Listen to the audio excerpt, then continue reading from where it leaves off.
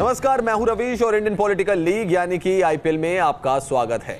और नमस्कार, मैं हूं आपके साथ नैना यादव। तो आप तैयार हो जाइए क्रिकेट स्टाइल में चुनाव की दिलचस्प खबरें देखने के लिए। सियासत के मैदान में कोई बाउंसर से वार कर रहा है तो किसी ने अपनी गुगली में फंसाने की कोशिश की है। चुनाव की सारी खबरें देखिए बिल्कुल नए अंदाज में। तो आइए शुरू करते हैं इंडियन पॉलिटिकल लीग का ये सफर।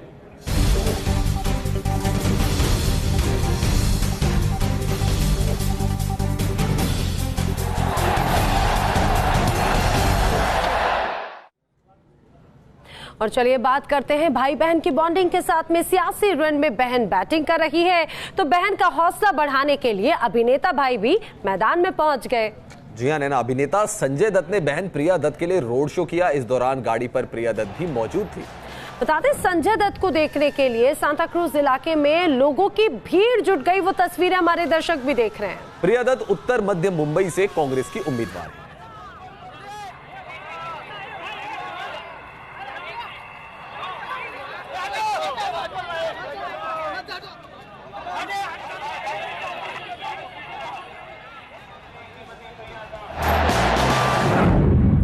उत्तर मध्य मुंबई से प्रिया दत्त खड़ी है और प्रिया के लिए आज खुद अभिनेता संजय दत्त यहाँ पर है। लाखों का जमावड़ा यहाँ पर दिखता है। एक हुजूम इस सांता क्रूज के सड़कों पर है। मेरे साथ प्रिया है। प्रिया, क्या लगता है कि आज आपके खुद भाई अभिनेता संजय दत्त है? बहुत खुशी हो रही है और कि मेरे भाई मेरे साथ खड़े हैं और आप खुद देख रही हैं कि कैसा माहौल है और बहुत अच्छा लग रहा है। बहुत उम्मीद है लोगों को कि हाँ इस बार कांग्रेस है और बड़ी हाई प्रोफाइल सीट है। और क्या उम्मीद तो है, आई थिंक सिर्फ ये सीट के लिए नहीं, आई थिंक उम्मीद है पूरे देश में कि कांग्रेस सरकार आएगी। बिल्कुल, मेरे साथ में है संजय दत्त। बाबा, क्या बताना चाहेंगे? आज 2014 में आपने समर्थन नहीं दिया था, लेकिन प्रिया के लिए अब 2014 में मैं एक दूसरी जगह काम कर रहा था तो इसलिए मैंने नहीं दिया। लगता है हाई प्रोफाइल सीट है मुंबई की। प्रिया के लिए कितनी बड़ी चुनौती होगी और आपका सपोर्ट उसके लिए कैसे रहेगा? एज अ एक भाई के नाते मैं हमेशा ही सपोर्ट करूंगा उन्हें और वही करूंगा और प्रार्थना करूंगा कि प्रिया जीते। और मैं विनती करने आया हूं कि प्रिया का काम देखिए और प्लीज़ वोट देने ज़रूर निकलिए। केंद्र में कौन आएगा, क्या उम्मीद है? मुझे पता नहीं। बिल्कुल, प्रिया के लिए खुद आज उनके भाई अभिनेता संजय दत्त यहाँ पर रोड शो के दरमियान आए हैं। 2014 में उनका समर्थन तो नहीं था, आंतरिक रूप से जरूर हो सकता है, लेकिन इस बार हजारों की संख्या में यहाँ हुजूम है। वीडियो जर्नलिस्ट ओम प्रकाश के साथ श्वेता से न्यूज नेशन मुंबई। तो भाई बहन है चुनावी मैदान में तो अपनी बहन को चेयर अप करने के लिए संजय दत्त भी पहुंचे हैं। लेकिन रवीश, दिग्विजय सिंह के लिए एक मौका ऐसा था जो बहुत वियर्ड कंडीशन उनके सामने आ गई। चुनावी मैदान में दिग्विजय सिंह उतरे तो थे चौके छक्के लगाने के लिए, लेकिन आखिर ऐसा कुछ हो गया खास। जी हाँ, लेकिन 15 लाख रुपए के मुद्दे पर एक दर्शक ने उन्हें हिट विकेट कर दिया। जी हाँ, दिग्विजय सिंह के सामने एक युवक ने मोदी की तारीफ कर दी।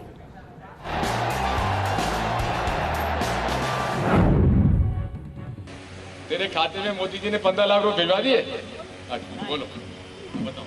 सर्जिकल स्ट्राइक करके मोदी जी ने आतंकवादियों को मारा। अरे 15 लाख रुपए आए कि नहीं आए? भोपाल की सियासी पिच पर उतरकर कांग्रेस नेता दिग्विजय सिंह मैच विनर बनना चाहते हैं, लेकिन एक सभा के दौरान एक युवक ने ऐसा शॉट मारा कि दिग्विजय तिलमिला गए।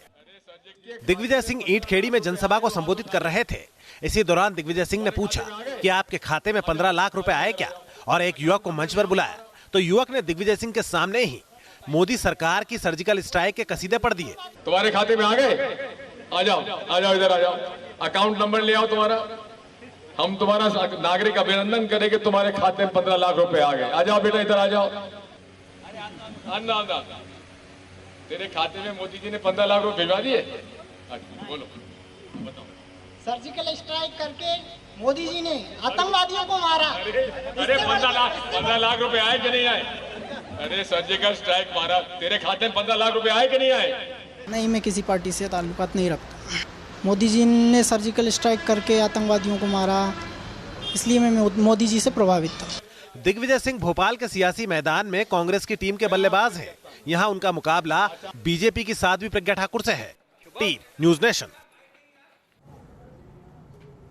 तो नैना, यहाँ दिग्विजय सिंह तो हिट विकेट होते हुए नजर आए, लेकिन साध्वी प्रज्ञा ठाकुर सियासी मैच जीतने के लिए मैदान में उतर चुकी हैं। जी हाँ, दिग्विजय सिंह के सामने ही वो मैदान में है और इस दौरान साध्वी बिल्कुल नए अवतार में नजर आ रही हैं। वो एक भिक्षुक बनकर लोगों से भिक्षा मांगती दिखी। बता दें, साध्वी प्रज्ञा भोपाल के सियासी मुकाबले में बीजेपी की खिलाड़ी हैं।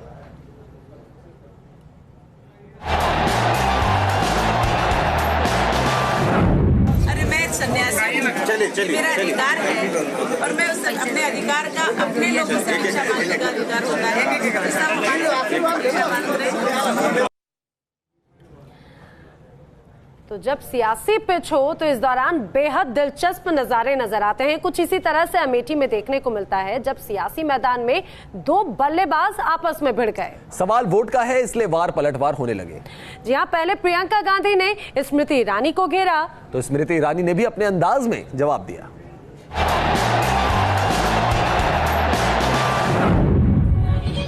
अमेठी की सियासी पिच पर भाई के लिए प्रियंका गांधी ताबड़तोड़ बल्लेबाजी कर रही हैं। यहां मुकाबला राहुल गांधी वर्सेस स्मृति ईरानी के बीच है।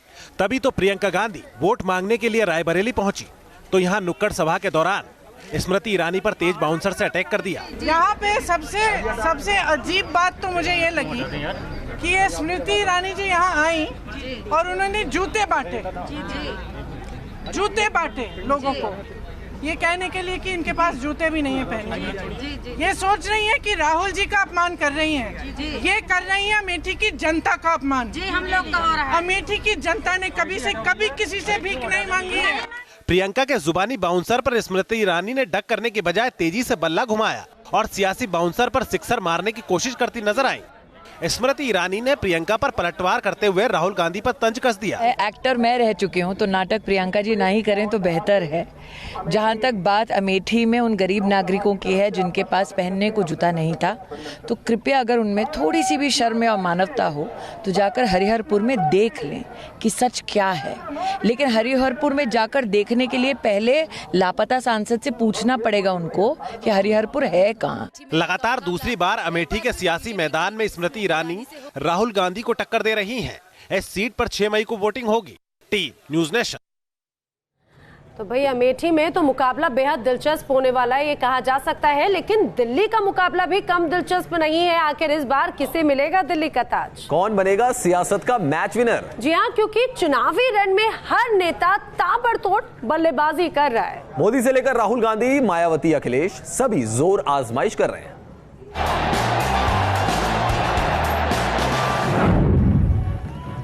सियासत के पिच पर मैच जीतने उतरे सभी खिलाड़ी ताबड़तोड़ बैटिंग कर रहे हैं। एक एक सीट पर रन बनाने के लिए जोर आजमाइश हो रही है। पीएम मोदी ने महाराष्ट्र से लेकर राजस्थान के सियासी मैदान में हुंकार भरी। या पुण्य भूमीचा पहला रंगा है भारत माता की। तो बीजेपी अध्यक्ष अमित शाह पश्चिम बंगाल में कोरबो लोडबो जीत बोरे का यलगार करते नजर आए। तृणमूल कांग्रेस का मतलब हो गया है पी से तुष्टीकरण, एम से माफिया और सी से चिप बनने वाली सरकार। हमने आतंकी फैक्ट्री में घुसकर बिना किसी भेदभाव सफा चट करके आ गए। वहीं कांग्रेस अध्यक्ष राहुल गांधी अमेठी और रायबरेली के रण में चौके छक्के लगाते दिखे। रायबरेली में राहुल ने मां सोनिया गांधी के लिए वोट मांगा तो अमेठी में अपने लिए बैटिंग की। मैं आपको यहाँ से गारंटी देना चाहता हूँ, याद रखिए मेरे शब्द, जैसे ही 2019 में कांग्रेस पार्टी की सरकार आ गई, याद रखिए मेरे शब्द, 50 कारखानों का फूटपाथ था ना, इस चौकीदार ने आपसे छीना, मैं यहाँ 100 फैक्ट्री का फूटपाथ लगा के छीना। 2019 के खिताब की जंग में 3 दौर का चुनावी शोर खत्म हो चुका है, लेकिन अब भी 4 मुकाबले बचे हैं जिन्हें जीतने की कोशिश हर नेता कर रहा है। भाइयों बहनों, न्यूज़ नेशन। आप मुझे कहिए। तो नैना, हर खिलाड़ी अपने अंदाज में बल्लेबाजी करते हुए नजर आ रहा है चुनावी मैदान में, लेकिन नेताओं की हूटिंग भी खूब हो रही है। जी हाँ, जब ये नेता प्रचार के लिए पहुंचते हैं, प्रचार के लिए पहुंचे एक नेताजी के खिलाफ में कुछ इसी तरह से नारेबाजी कर दी गई। एमपी के सतना से बीजेपी प्रत्याशी गणेश सिंह को काले झंडे दिखाए गए।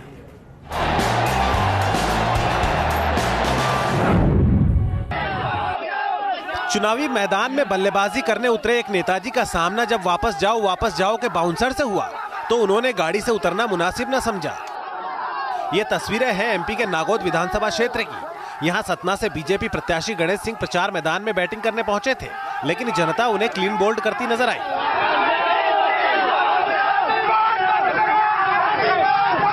युवकों ने गणेश सिंह की गाड़ी को रोक लिया और काले झंडे दिखाए। काफी देर तक ये नारेबाजी होती रही।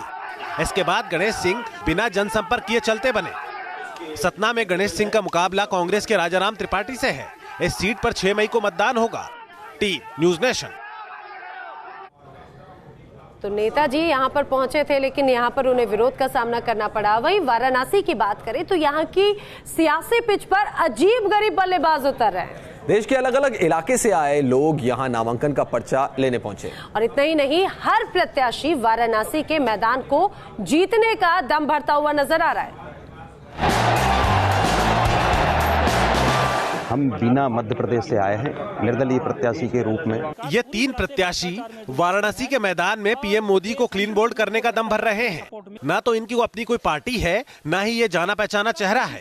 ये तीनों ही ऐसे अजीबोगरीब प्रत्याशी हैं जो अलग अलग राज्य से आकर वाराणसी में पीएम मोदी के सियासी पिच पर बल्लेबाजी करना चाहते हैं।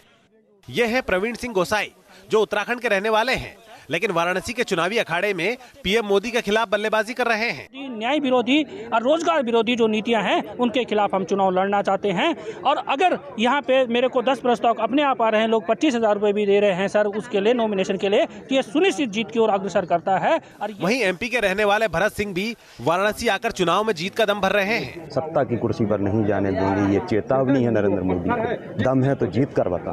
अब इनसे मिलिए, ये गरीब गजदर है जो बिहार के चंपारण से वाराणसी पहुंचे और मोदी के खिलाफ चुनाव लड़कर प्रधानमंत्री बनने का सपना देख रहे हैं। Team news nation. तो इंडियन पॉलिटिकल लीग में एक बार फिर आपका स्वागत है। भाई, सियासी पिच है और ये कहा जा सकता है कि हर खिलाड़ी ज्यादा से ज्यादा वोटर्स हिट शॉट मारे जाएं, इसके लिए अभियान कर रहा है। अलग अलग तरीके से वोटर्स को जागरूक किया जा रहा है। मध्य प्रदेश के अलीराजपुर में मिनी मैराथन का भी कुछ इसी तरह से आयोजन किया गया।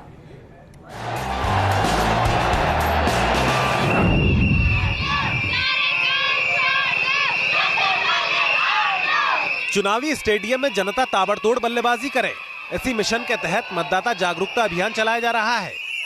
मिनी मैराथन की ये तस्वीरें एमपी के अलीराजपुर जिले की हैं। यहाँ मतदान में वोटर्स की भागीदारी ज्यादा से ज्यादा हो, इसके लिए स्कूली बच्चे मिनी मैराथन दौड़ में शामिल हुए।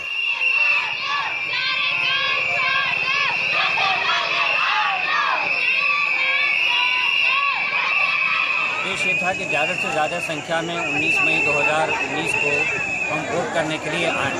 मतदाताओं में जागरूकता फैलाना हमारा उद्देश्य था। वोटर्स जागरूकता कार्यक्रम वोट के लिए दौड़ेगा अलीराजपुर नाम दिया गया। कलेक्टर, एसपी समेत तमाम अधिकारियों के अलावा शहर के समाजसेवी लोग इस कार्यक्रम में शामिल हुए। कलेक्टर ने सभी को मतदान के लिए शपथ दिलाई। शपथ लेते हैं कि 19 मई 2019 दिन रविवार। अलीराजपुर जिला रतलाम लोकसभा सीट में आता है। यहाँ 19 मई को चुनाव होंगे। Team news nation. तो नैना, ये था आज का हिट शॉट। फिलहाल इंडियन पॉलिटिकल लीग में इतना ही। जी हाँ, कल फिर आपसे रात 10:30 बजे होगी मुलाकात। तब तक के लिए हमें दीजिए इजाजत, लेकिन खबरों के लिए आप बने रहिए न्यूज़ नेशन के साथ।